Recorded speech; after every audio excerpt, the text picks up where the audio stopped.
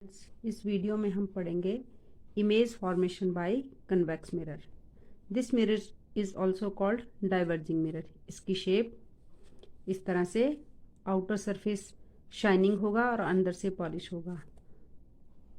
Imaginary line passing through the pole of the mirror, P focus centre of curvature.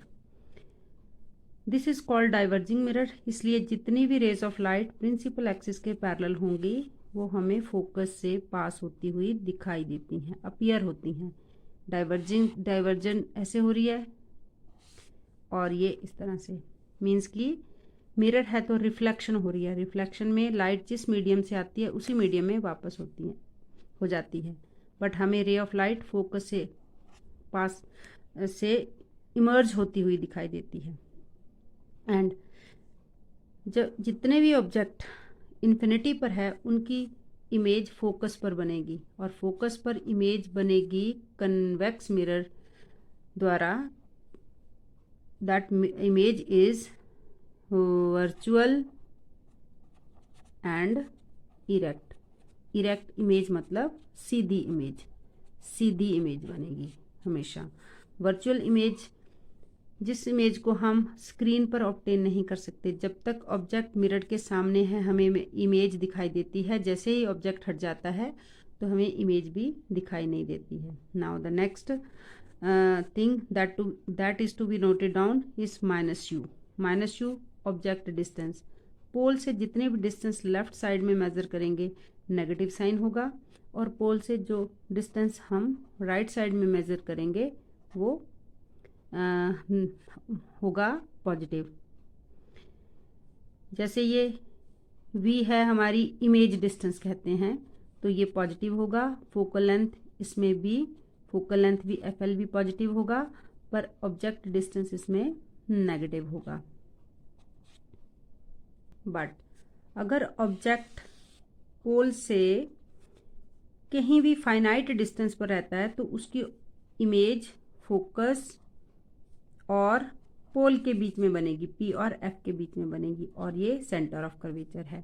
Means जो parallel ray है after reflection it appear to coming from the focus of the mirror. Reflection हो रही है और जो ray of light centre of curvature से pass हो रही है, सेंटर ऑफ कर्वेचर से जितनी भी रेस पास होती हैं वो कभी डिविएट नहीं होती। जिस पाथ से जाती है उसी पाथ से वापस आ जाती है। A ray of light which travel along the principal axis भी कभी डिविएट नहीं होगी। तो यहाँ पे दो रेज इंटरसेक्ट कर रही हैं। किसी भी इमेज फॉर्मेशन के लिए टू रेस का होना मस्ट है। जब ये दोनों रे इंटरसेक्ट करेंगी तो इंटरसेक्शन पॉइंट पे ये इमेज बनाएगी। This is the image. This time image हमारी वर्चुअल है और इरेक्ट है। इरेक्ट का मतलब सीधी है। जो इमेज है, इमेज डिस्टेंस को हम v से डिनोट करते हैं, यहाँ v पॉजिटिव होगा। ऑब्जेक्ट डिस्टेंस को फिर u से डिनोट करते हैं तो u नेगेटिव होगा। फोकल लेंथ पॉजिटिव है क्योंकि फोकल लेंथ और सेंटर ऑफ कर्वेचर और इमेज तीनों ही राइट साइड में है। जो डिस्टेंस पोल से राइट साइड की तरफ को मेजर करेंगे उनके साथ हम पॉजिटिव साइन लेंगे। अब तो नेक्स्ट क्वेश्चन है कि वर्चुअल और इरेक्ट इमेज को इन टर्म्स ऑफ मैग्निफिकेशन अगर देखना है तो मैग्निफिकेशन क्या है, m is equal to size of image which is denoted by h dash और size of object h।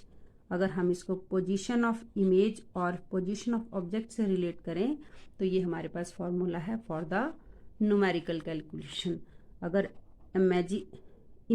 Magnification अगर हमारे पास पॉजिटिव आती है तो इमेज वर्चुअल और इरेक्ट होती है। अगर मैग्निफिकेशन नेगेटिव आती है तो रियल और इन्वर्टेड होती है। This is a very important information that has to be note down. अब इसके यूजेस जो है इस मिरर पे हम डिस्कशन कर रहे हैं कन्वेक्स मिरर पे स्पेशली, क्योंकि इसका हमारी डे टू डे लाइफ में बहुत ज़्यादा यूज़ है।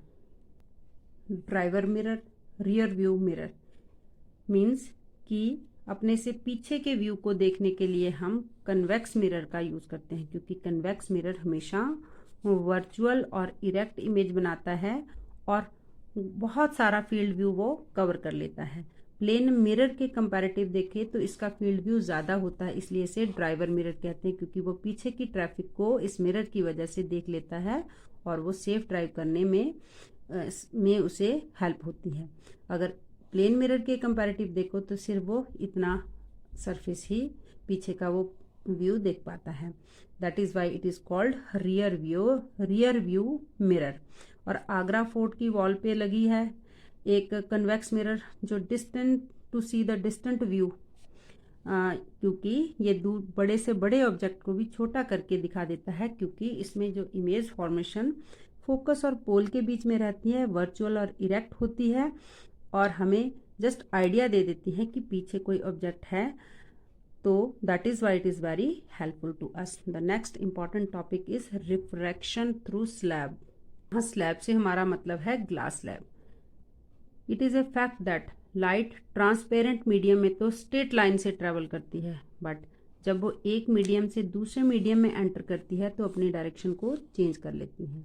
द प्रोसेस और the phenomena of changing in direction of light when it enter from one medium to another is called refraction of light। तो इसको हम इस डायग्राम से समझते हैं। when a ray of light fall on the glass slab obliquely making certain angle with the interface I, it bend toward the normal। अपने path को change कर लिया इसने, ये बेंड हो गई। जब ये फिर ग्लास से बाहर निकली तो फिर उसने पाथ अपना चेंज किया।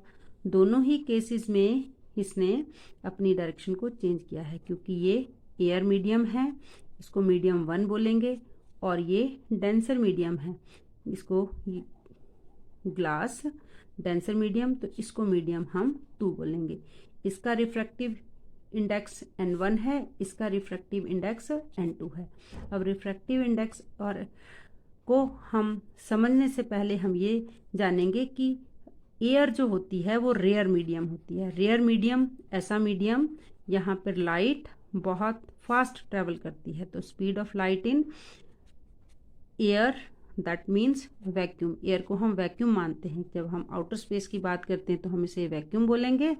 जब atmosphere which is close to the surface of earth is air medium. तो लाइट वैक्यूम में 3 × 10⁸ मीटर पर सेकेंड से पास होती है, पर जब वो सेम लाइट ग्लास में एंटर करती है तो इसकी स्पीड कम हो जाती है, 2 × 10⁸ मीटर पर सेकेंड रह जाती है। ऐसा क्यों होता है?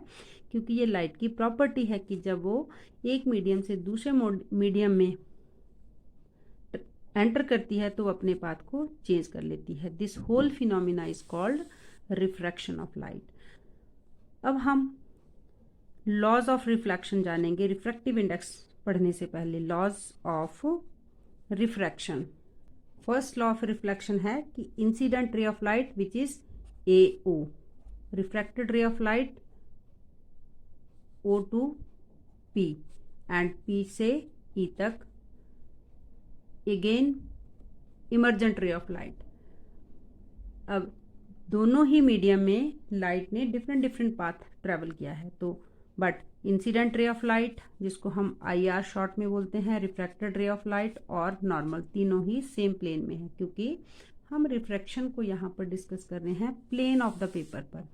And then second law of refraction है स्नेल लॉ, जिसको हम स्नेल लॉ कहते हैं कि sine of the incident angle to the sine of refraction angle always remain constant for the given pair of media. Pair of medium means कि light जब एक medium से दूसरे मीडियम में एंटर करेगी तभी रिफ्रैक्शन होगी, इसलिए मीडियम सिंगल मीडियम में अगर रहेगी तो अपनी वो डायरेक्शन को चेंज नहीं करेगी। Then the new term that came into existence is refractive index. तो रिफ्रैक्टिव इंडेक्स को हम कैसे जानेंगे? It is the ratio of speed of light in medium 1 that is air to the speed of light in medium 2। इसको इस तरह से हम रेशो से रिप्रेजेंट कर सकते हैं। मीडियम 1 यहाँ एयर है और मीडियम 2 यहाँ पर ग्लास है। तो रिफ्रैक्टिव इंडेक्स को हम इन अदर वर्ड्स डिफाइन कर सकते हैं कि velocity of the light in 2 different media one medium is air and second is glass. v1 velocity को रिप्रेजेंट किया है एयर में और v2 वेलोसिटी को रिप्रेजेंट किया है ग्लास मीडियम में. देन अगर हम इसका रिफ्रैक्टिव इंडेक्स देखें, क्योंकि मीडियम 1 का रिफ्रैक्टिव इंडेक्स n1 है और मीडियम 2 का रिफ्रैक्टिव इंडेक्स n2 है, तो रिफ्रैक्टिव इंडेक्स किसका ज़्यादा होगा? जो ज़्यादा डेंसर मीडियम होगा, तो n2 अपॉन n1. तो हम एक इम्पॉर्टेंट कंक्लूजन पर आए हैं कि जो रिफ्रैक्टिव इंडेक्स है वो inversely proportional to the velocity of light होता है. जिस मीडियम का रिफ्रैक्टिव इंडेक्स n जितना ज़्यादा होगा, जितना ज़्यादा रिफ्रैक्टिव इंडेक्स होगा, स्पीड उसकी उतनी ही कम होगी. तो this fact you should keep in your mind to answer the conceptual question. अब ये तो था हमारा रिफ्रैक्टिव इंडेक्स, जब दोनों मीडियम, एक को हमने एयर और एक को हमने ग्लास माना है. अगर दोनों में से कोई एक मीडियम वैक्यूम है तब हम उसको रिफ्रैक्टिव इंडेक्स नहीं, तब हम उसको एब्सोल्यूट रिफ्रैक्टिव इंडेक्स कहेंगे. Absolute refractive index is the ratio of speed of light in vacuum to the speed of light in किसी दूसरे मीडियम में. कोई भी मीडियम हो सकता है, ग्लास हो सकता है, वाटर हो सकता है. ग्लास का रिफ्रैक्टिव इंडेक्स 1.5 होता है. इसका मतलब स्पीड ऑफ लाइट ग्लास में 1.5 टाइम कम होती है comparative to the speed of light in vacuum. Refractive index of air 1.0003 और रिफ्रैक्टिव इंडेक्स ऑफ वाटर 1.33 और रिफ्रैक्टिव इंडेक्स ऑफ डायमंड सबसे ज़्यादा होता है. इसका मतलब स्पीड ऑफ लाइट डायमंड में बहुत ज़्यादा कम होती है. That is Y diamond show brilliance, क्योंकि लाइट जब एक बार एंटर कर जाती है तो वो बहुत पूरा घूम कर फिर वापस आती है. That is why it show brilliance due to the refraction of light. The important terms used in this topic is optical density. Optical density means ability of medium to refract light. कोई medium कितना light को refract कर सकता है, light के path को कितना change कर सकता है, is called optical density. It is totally different from the mass density. Mass density होती है मास पर यूनिट वॉल्यूम. तो ऑप्टिकल डेंसिटी किस बात पर डिपेंड करते हैं कि मीडियम रेयर है या फिर वो डेंसर है. डेंसिटी ज़्यादा है तो उसकी ऑप्टिकल जो डेंसिटी ज़्यादा है तो स्पीड की, लाइट की स्पीड कम होगी. अगर ऑप्टिकली रेयर है तो लाइट की स्पीड फास्ट होगी. तो कुछ ये फिनोमिना है which are based on the refraction of light. जैसे कि किसी लेमन को अगर हम पानी में इमर्स करते हैं, ग्लास पानी भरे हुए पानी के ग्लास में डालते तो उसका साइज हमें बड़ा दिखाई देता है. अगर किसी लैटर पर ग्लास स्लैब को हम प्लेस कर देते हैं तो लैटर उभरे हुए दिखाई देते हैं. या फिर पेंसिल को पानी में डालो तो जितना पोर्शन पेंसिल का पानी के अंदर है वो बेंड हुआ दिखाई देता है. ऐसा इसलिए होता है क्योंकि जो पोर्शन ऑब्जेक्ट का लाइट लिक्विड के अंदर है, मतलब किसी दूसरे मीडियम में है कंपैरेटिव टू एयर, तो उस पोर्शन से जितनी भी लाइट हमारी आईज तक पहुंचती है वो डिफरेंट स्पीड से चलते हुए वो हमारी आईज तक पहुंचती है, जिस वजह से हमें उनका साइज जो एक्चुअल साइज से थोड़ा डिफरेंट दिखाई देता है. It all these phenomenas are due to the refraction of light. तो refraction of light is one of the important topic. Watch this video again and again. Video के साथ साथ आपको बुक रीडिंग करना है, क्योंकि बुक रीडिंग से आपको और भी बहुत सारे क्वेश्चन क्लियर होते हैं. That is Y reading book is very important for the students.